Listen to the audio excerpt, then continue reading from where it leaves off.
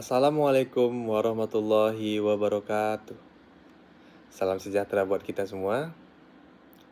Untuk teman-teman yang lagi nonton, apa kabarnya nih? Semoga selalu sehat ya.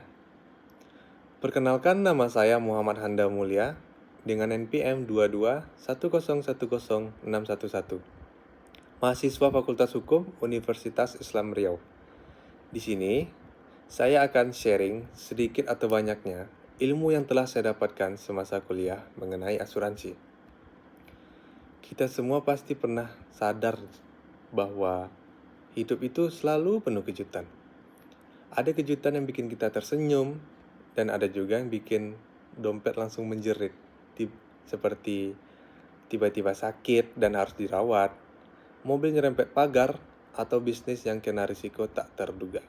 Nah, di titik inilah peran pahlawan finansial kita muncul, yaitu asuransi.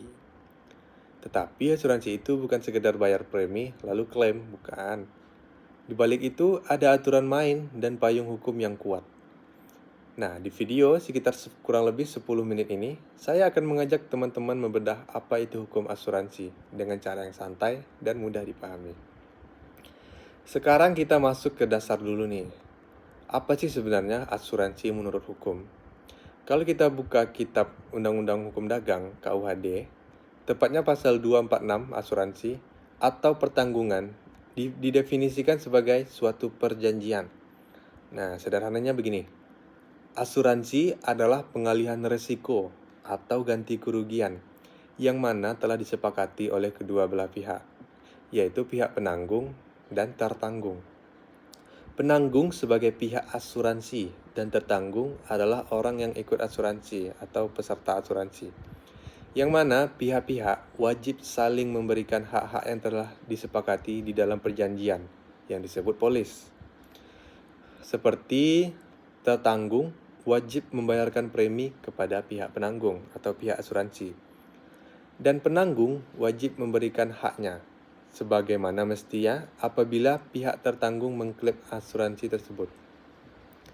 Nah, jadi ada 3 kata kunci nih terkait asuransi.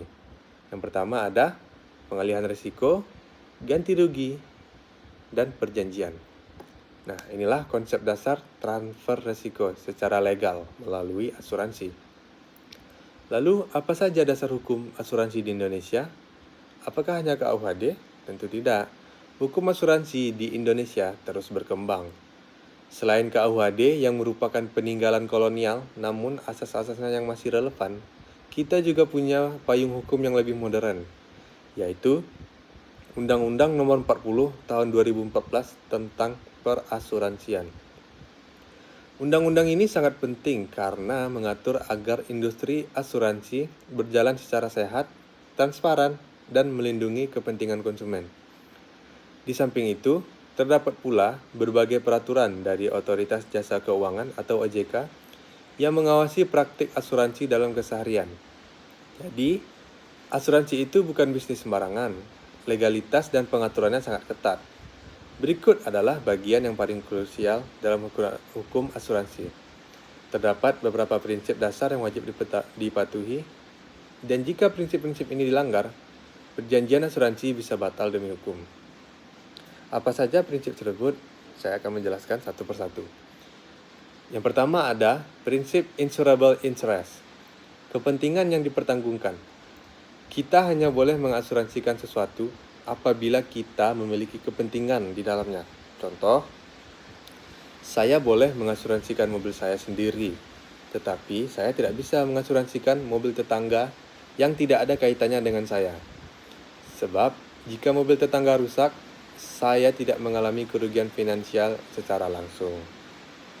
Selanjutnya ada prinsip utmost good faith atau itikat sangat baik. Prinsip ini adalah pondasi utama, yang mana penanggung atau pihak asuransi wajib jujur dalam menjelaskan produk asuransinya. Sementara tertanggung harus jujur mengenai kondisi objek yang diasuransikan.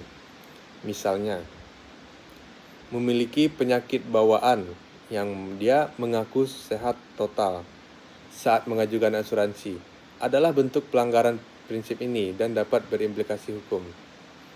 Selanjutnya ada prinsip indemnity atau ganti rugi. Tujuan asuransi adalah mengembalikan posisi keuangan tertanggung ke keadaan sebelum terjadi kerugian, bukan untuk mencari keuntungan saja. Jadi, jika mobil senilai 100 juta misalnya hilang, maka ganti ruginya sekitar nilai tersebut, sesuai nilai pasar dan keuntungan polis. Bukan yang tiba-tiba menjadi 500 juta seperti itu. Selanjutnya ada prinsip subrogasi atau pengalihan kedudukan. Prinsip ini sedikit lebih teknis. Jika perusahaan asuransi sudah membayar ganti rugi atas kerugian kita, misalnya mobil kita ditabrak orang lain, maka hak untuk menuntut ganti rugi kepada pihak penabrak berpindah kepada perusahaan asuransi. Nah, dengan demikian kita tidak menerima dua kali pembayaran, atau dari asuransi dan dari pihak penabrak sekaligus. Mungkin sebagai penutup bisa kita tarik benang merah bahwa hukum asuransi hadir untuk memberikan kepastian dan perlindungan. Ia mengatur keseimbangan hak dan kewajiban antara kita sebagai nasabah dan perusahaan asuransi. Memahami hukum asuransi bukan hanya penting bagi mahasiswa hukum saja, tetapi juga bagi setiap orang yang ingin melek finansial dan mengetahui hak-haknya saat membeli produk-produk yang proteksi. Mungkin semoga penjelasan singkat ini menambah wawasan teman-teman semua. Terima kasih sudah menyimak sampai akhir. Mohon maaf jika ada kekurangan dan sampai jumpa di video berikutnya.